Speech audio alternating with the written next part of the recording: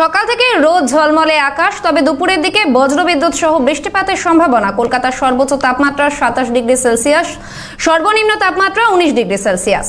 কি প্রতিবেদন তুলে ধরেছে আমাদের প্রতিনিধি শোভিক, দেখে নেব। একদমই দেখো, আবহাওয়া দপ্তর সূত্রের খবর অনুযায়ী তারা জানিয়েছিলেন যে বিগত 3 দিন ধরে কিন্তু বৃষ্টিপাত চলবে।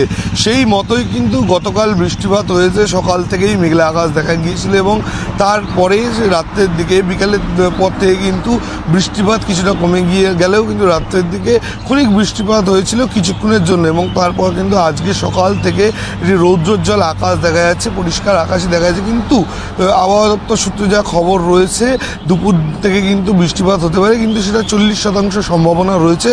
কিন্তু বৃষ্টিপাত হলে তা কিন্তু বজ্রবিদ্যুৎ সহ বৃষ্টিপাত ঘটবে এমনটাই জানিয়েছেন তারা, এবং আগামীকালেও কিন্তু বৃষ্টিপাতের একটি সম্ভাবনা রয়েছে।